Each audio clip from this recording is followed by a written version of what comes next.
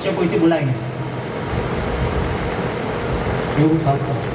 અને નારદ પદ્ધતિ એટલે શાસ્ત્રીજી જે બોલાવે અથવા પૂછે એનો જવાબ. અહીંયા સવાલ પૂછાય તો ડાયરેક્ટ નહીં ચાલે, વાયર લગાવવા પડે એટલે બેઠા કે રહે. બધા પાસ જ છે 5 તારીખે. તો અહીંયા 4 માંથી 2 જાય તો શૂન્ય. અહીંયા 4 માંથી 2 જાય તો શૂન્ય. હવે આપણે 4 શબ્દ પકડીએ છીએ, ભા ગ વ ત. તો ભાગવત માંથી પહેલો અક્ષર લેવાનો ભા અને છેલ્લો અક્ષર લેવાનો ત. એટલે ભા અને ત આ 2 શબ્દો જોઈન કરીએ તો શું થાય? ભા. સ્ટેટસ.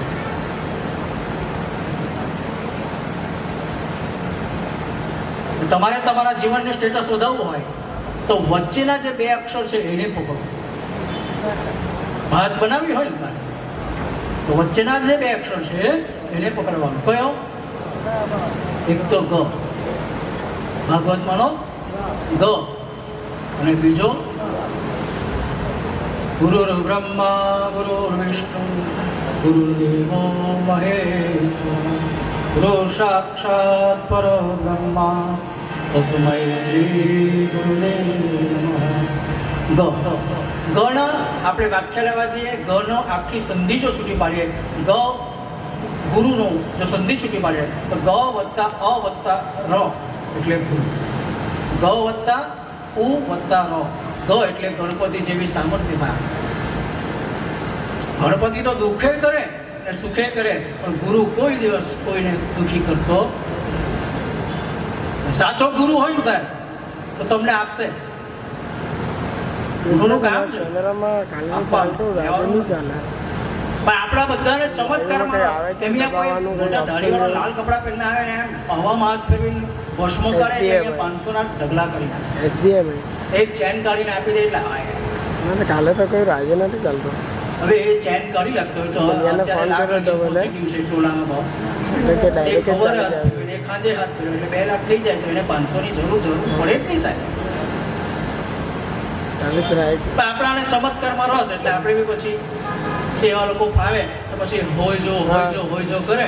2-4 દાડા અમથા ઝંડા લઈને ફરે ને ત્રીજે દાડા ગુરુ એવા રાખજો સાહેબ. મનિયાને ફોન કર્યો તો પહેલા મનિયાને ડાયરેક્ટ ચાલુ થઈ જાય. ગુરુદેવ મેરી નૈયા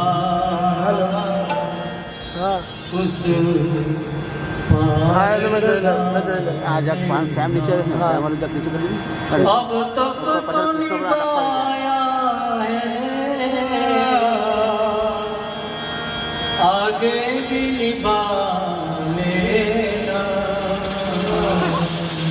એટલે વચ્ચેનો પહેલો અક્ષર ભાગવતમાંથી બાદ પાડવા માટે એ ગ એટલે ગુરુદેવનું શરણ લેજો, એ બીજું ભ એટલે વસુદેવનું શરણ. તો તમારા જીવનમાં સુરેશ દલાલે બહુ સરસ વાત કરી છે, લાચાર એ જ બની શકે જે આચારમાં નહીં રહેતો. લાચાર એ જ રહી શકે રે જેના આચાર નહીં. આચાર એટલે અહીંયા 4 માંથી 2 જાય એટલે શૂન્ય. આપણે શૂન્ય રહેવું છે. શું કરવાનું છે? વચ્ચેના 2 અક્ષર આપણે 7 દિવસમાં પકડવાની કોશિશ કરીશું. એટલે ભગવાને પોતાના મોઢે ગાયું ભગવતા પ્રોક્તમ ઇતિ ભાગવતમ ચતુશ્લોકી ભાગવત. નારદજીને આખું આપણે વાત કરીશું. મહાપુરાણ, કારણ કે પુરાણોનો રાજા છે. ભાગવતજીના 12 સ્કંદ છે, 335 અધ્યાય છે, 18,000 શ્લોક છે,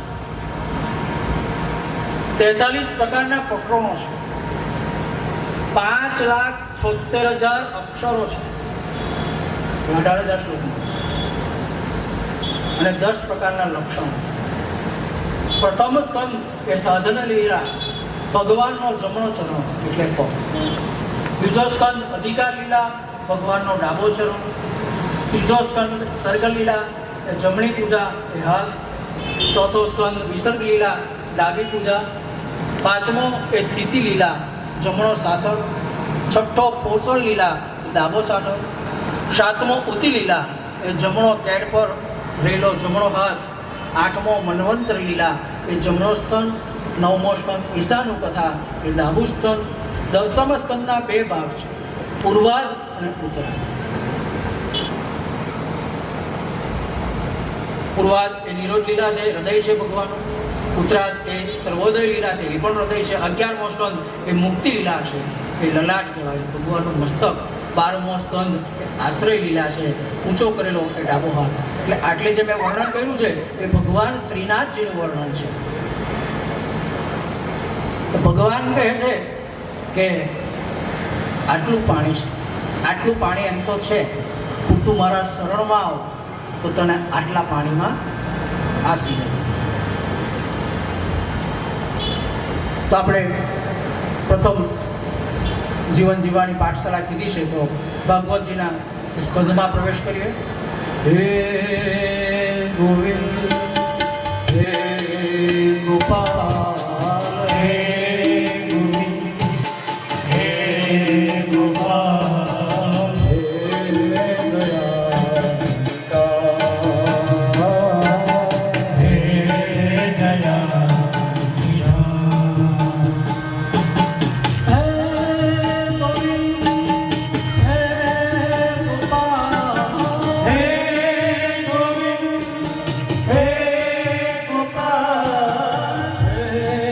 દયાળુ હે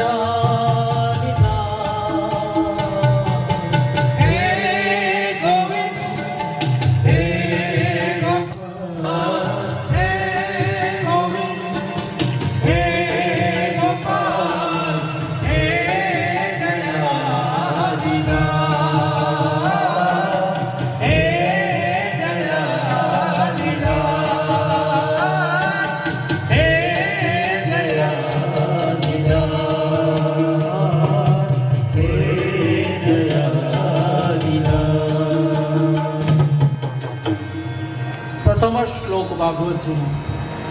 સચ્ચિદાનંદ રૂપાય પુષ્પોત્પત્યાદિ તાપત્રય વિનાશાય શ્રી કૃષ્ણાય વયં નમઃ. અહીંયા ભગવાનનો સ્વભાવ પરિચય છે, આ શ્લોકમાં ભગવાનનું સ્વરૂપ પરિચય છે અને ભગવાનનો કાર્ય. પહેલો શ્લોક છે સચ્ચિદાનંદ. સત, ચિત અને આનંદ. સત એટલે સાચું, સત એટલે સત. ચિત્ત એટલે મન, જેનું મન સાચું છે. 7 દિવસમાં તમારું શરીર તો અહીંયા બેઠેલું હોય, પણ તમારું મન એ ચારે બાજુ ફરી આવે.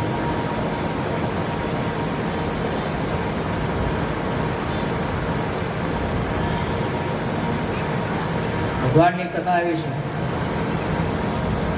કે મનને તમે કંટ્રોલમાં રાખો. સચ્ચિત આપણે મનને કેવું રાખીએ છીએ? ભર્તુહરી રાજા છે, કાશીનો નરેશ ચક્રવર્તી રાજા, કારણોસર એનું રાજપાટ જતી રહ્યું. પણ એક વખત મજૂરી કરીને બેઠા હતા ગંગાના કિનારે, એનું મન સામે એ કંદઈ જલેબી તરતો. રાજપાટ કરેલું, રાજા મહેલમાં જલેબી કદરી, જલેબી ખાવી મનને થઈ. કંદોઈને કીધું જલેબી આપ. તું કોણ? રોકે નહીં યાર, ભર્તુહરી રાજા હતો, હવે નથી. એટલે કે જલેબી જોઈ તો પૈસા લઈ આવ. રાજાએ પોતાના મનને બનાવ્યા, આખો દિવસ મહેનત કરી. એટલે બોલે પૈસા લે, બોલે જલેબી લા. પડ્યો લીધો, ગંગાના કિનારે બેઠા, જલેબી લીધી હાથમાં, મોઢા સુધી લઈ જાય. લે મંડળા, તને જલેબી બહુ ભાવે, એમ કરે લે મોઢું વહી બોલે એ જલેબીને ગંગામાં પધરાય. પાછી જલેબી લે મંડળા તમે જલેબી ભર મોઢા સુધી લઈ જા. એ જલેબી પૂરી કરી. બીજે દિવસે પાછું જલેબીમાં મને પાછી મહેનત કરી, પાછી જલેબી લાવ્યો, પાછી ગંગાના કિનારે પાછું લે મંડળા જલેબી ભાવે. 3-4 દિવસ નીકળી ગઈ તો પછી એ ચોથા દિવસે એ જલેબીનો પડેલો જેવી જલેબી હાથમાં લીધી એટલે એના મને કીધું કે મને જલેબી ભાવતી બસ. આજનો દાડો કઈ નહીં, હવે જે થઈ ગયું કાલે 4 વાગે એટલે આપણે આરામ છે. બહુ બધી વ્યવસ્થા રાખેલી છે કે હજુ વધારશે, ચિંતા નહીં કરશો. 4 વાગે આપણે સચિત અને ભગવાન ત્રીજો સચ્ચિદાનંદ આનંદ.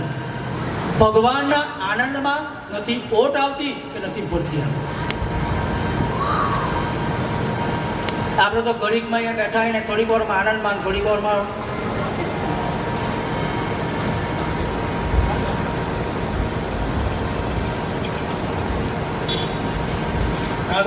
આવતીકાલે તમારો રાજ્યાભિષેક છે, તમે કાલે અયોધ્યાના રાજા બનવાના. સાહેબ તારે પણ રામજીને એટલો જ આનંદ. અને સવાર થતાની સાથે જ એવા સમાચાર મળ્યા કે તમારે વલ્કલ વસ્ત્ર ધારણ કરીને એ 14 વર્ષ વનમાં જવાનું. ત્યારે પણ ભગવાનનો આનંદ.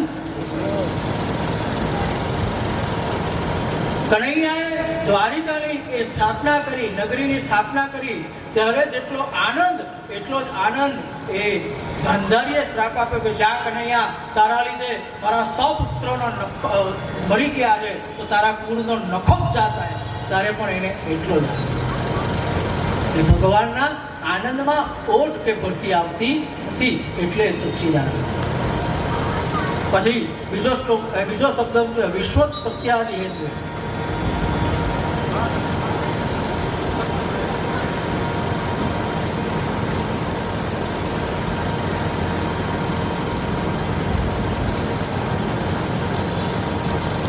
તો વિશ્વનું કલ્યાણ કરવા માટે ભગવાન તૈયાર. એવું નથી કે રાવણને મારવા માટે રામજીએ જન્મ ધારણ. હા, મોટી વાત છે. રાવણને ખબર હતી કે રામ કોણ છે.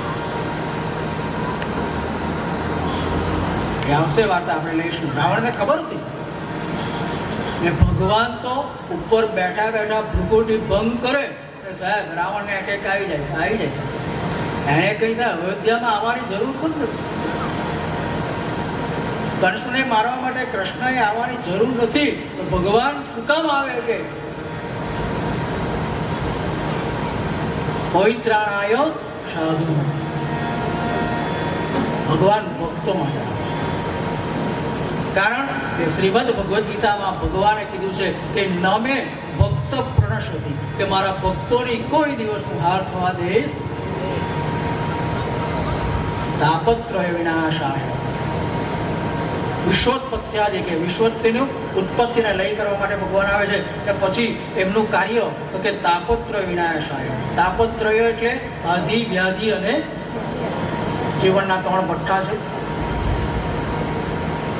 આધિ એટલે અભાવમાં પેદા થયેલું દુઃખ. પૈસા નથી એ આધિ.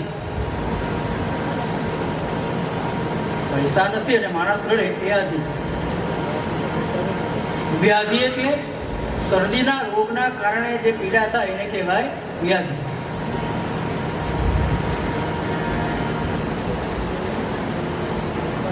અને સ્વભાવના કારણે જે દુઃખ પેદા થાય એને કહેવાય ઉપાધિ. આપણે ના પડે તું વચ્ચે બોલીશ ના, એ બધા હિટ થઈ જાય. આપણાને એકલા પડે તત્છતાં એ વચ્ચે બોલે અને પછી નામ આવે એને કહેવાય.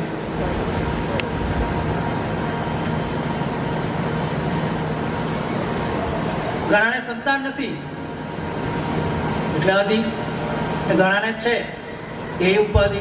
25 વર્ષનો થયો માય બાપ પાછા કે એના કરતા નહીં હોતે તો.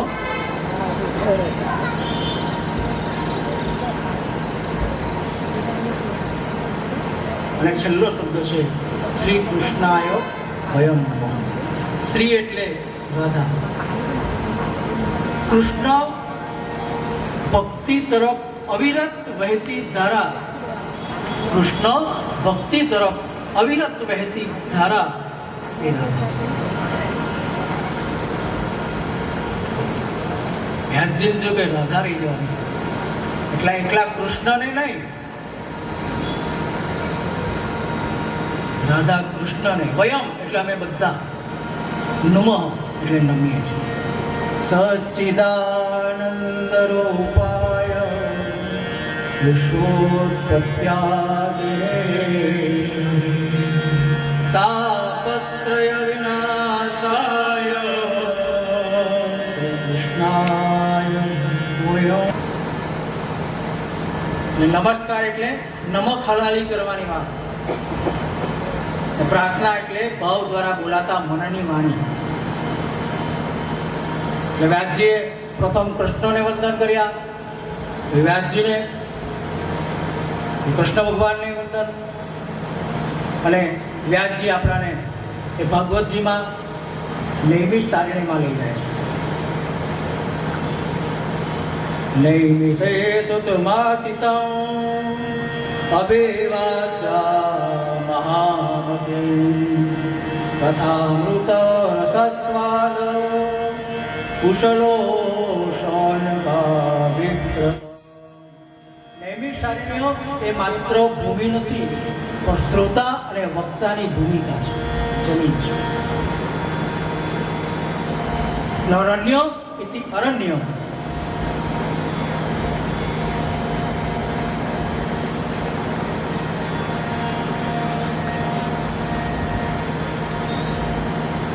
એક વખત 88,000 ઋષિઓને ભેગા મળી 1,000 વર્ષ ચાલે એટલો યજ્ઞ કરવાનું મન છે.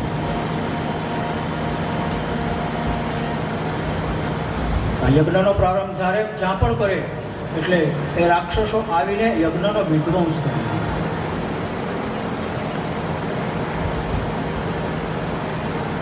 $88,000 ઋષિઓમાં મુખ્ય ઋષિ સૌનકજી હતા. એમણે કીધું કે આપણે બધા બ્રહ્માજી પાસે જઈએ, કારણ કે એ જગતના એ સર્જનહાર છે. આપણે એને પૂછીએ કે કોઈ કેવી જગ્યા હોય બતાવો. એ 88,000 ઋષિઓ એ બ્રહ્માજી પાસે બ્રહ્મલોક પાસે જઈને આ કથા છે ને આજે યાદ રાખજો. આપણે આજે હાલરમાં પાદરદેવી માતાના પાટોત્સવ નિમિત્તે કથાનો પ્રારંભ કર્યો છે. આ પહેલી કથા. હવે બીજી કથા ચાલુ થશે એ નૈમિષ સારણી. જ્યાં સુધી નૈમિષ સારણીમાં નહીં જઈએ ત્યાંથી કથાનો પ્રારંભ નહીં થાય તો એ કથા મેન તો પાવર બાકી છે. કથા આ તો કથામાં આપણે જઈ રહ્યા છીએ. કાજી તો એ જ છે. એટલે ખોટું બધાએ હસવાનું. કઈ નહીં, બેટરી બદલ એટલે 1 કલાક જેમ કરે ને કથામાં 2 વખત હશે. હા, એક વખત તો છે ને બધા હશે એટલે એ બી હસી મૂકે. એ બાજુવાળા પૂછે કેમ પેલો પાછો કે એમ કીધું.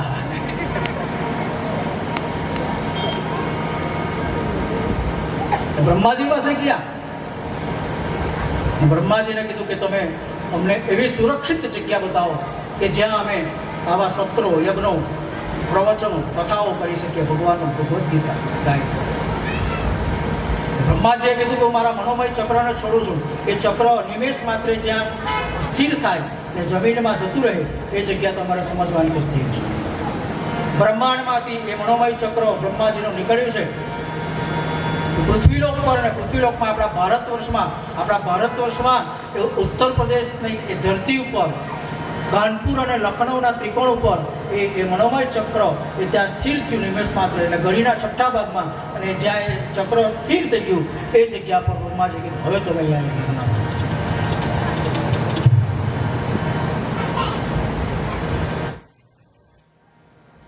આપણું બધાનું શરીર છે ને કથામાં બેઠેલું હોય પણ મન તો નહીં.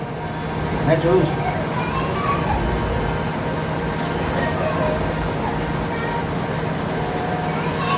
એક 1000 વર્ષ ચાલે એટલું સત્ર ભરીને 88,000 ઋષિઓ ભેગા મળીને એ સત્રનો પ્રારંભ કર્યો.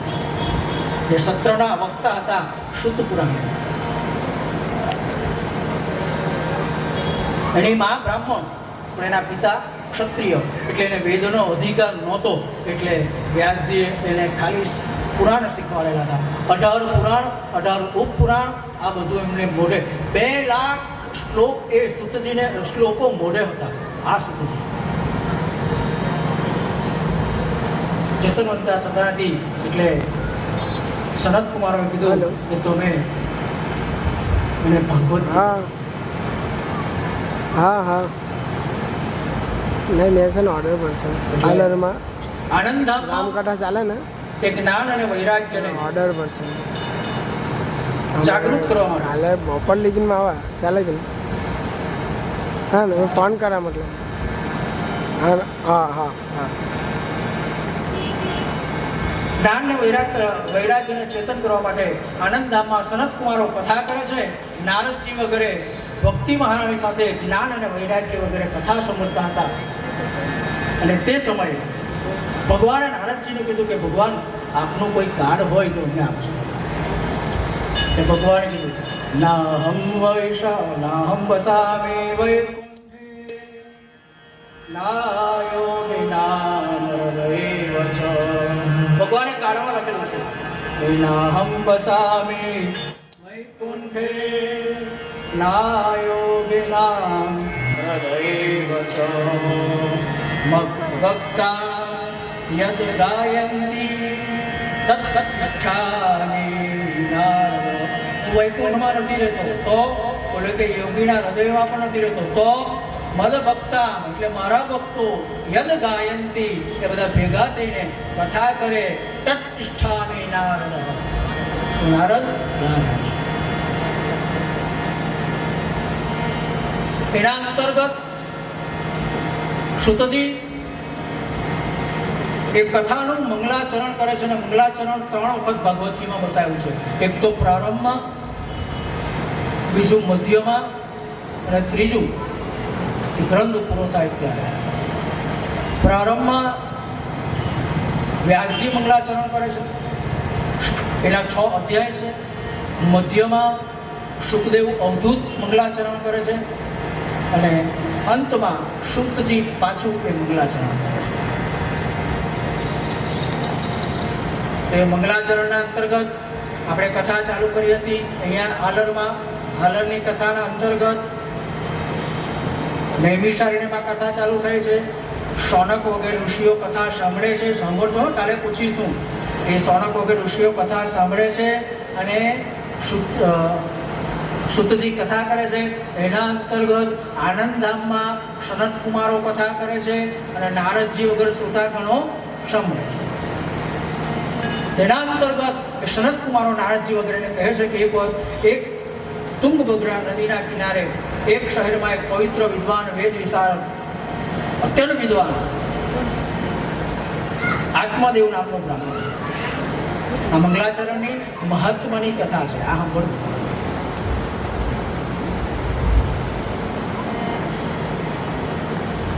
એ આત્માદેવ નિસ્વાર્થ ભાવે કર્મકાંડ કરે. એને જોઈતું સુખ બધું જ મળતું હતું, પણ એને એક દુઃખ હતું કે એને સંતાન. બધી રીતે એ બધી ક્રિયાઓ કરી પણ એને સંતાન ન થાય. એટલે એને થયું કે સંતાન વગર મારું પિંડદાન કોણ કરશે. હરિવંશ પુરાણમાં એક શ્લોક લખેલો છે તિલકમ વિપ્રહસ્તેન માતૃહસ્તેન ભોજનમ પિંડમ પુત્રહસ્તેન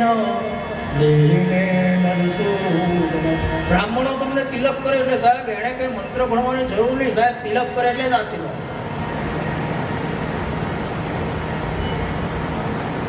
અહીંયા આવે એમ આ હોય તો આ માળાઓ હોય મારે પેલું મૂકવું નહીં, હાથનું પેલું મૂકો એટલે આવા જ નહીં. મોટી ચાલવા જ નહીં, અહીંયા કોઈ આવવાનું નથી. તિલકમ વિપ્રહસ્તેન માતૃહસ્તેન ભોજન. માં જે રસોઈ બનાવી પોતાની પત્ની બનાવી શકતી. પોતાની પત્ની મસાલો તો નાખે, બધી જાતની વાનગીઓ નાખે, ઉડોલીકમાંથી લાવીને બધું જ નાખે સાહેબ. માં મસાલાની સાથે પોતાનો પ્રેમ બી નાખે છે એટલે માતૃહસ્તેન ભોજન. પિંડમ પુત્રહસ્તેન પિંડ જ્યાં સુધી પોતાના પિતાના પિંડ પુત્ર નહીં મૂકે ત્યાં સુધી એ પિતાની ગતિ થતી નથી. દેહીમેવ દુઃસુદનમ.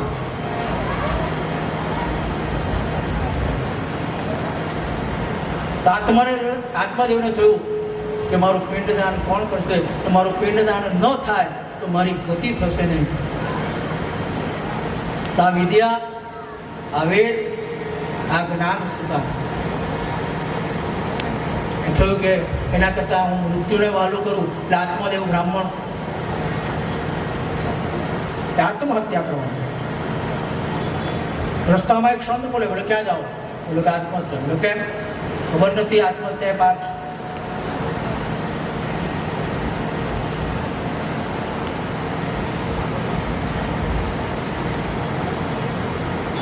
આપણી વચ્ચે નીમુભાઈ આવ્યા. વાસીનભાઈ, હા, વિજય જય રાધા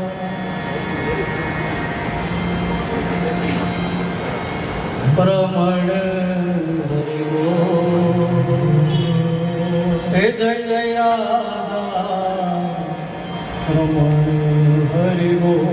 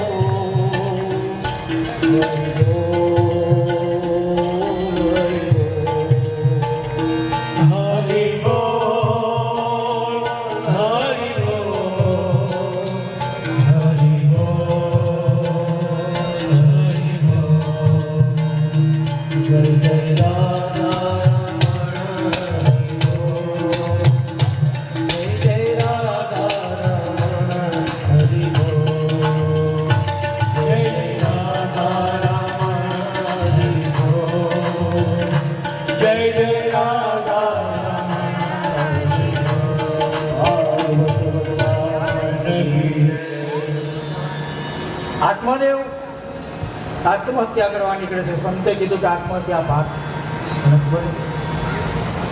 બોલે તને શું દુઃખ છે? આત્માદેવે કીધું કે વેદવાથી બ્રાહ્મણ છું, મને એક દુઃખ છે કે મને સંતાન નથી. સંતાન ન થાય તો મારું મૃત્યુ થાય તો મારી પછાડી મારું પિંડદાન કોણ કરશે?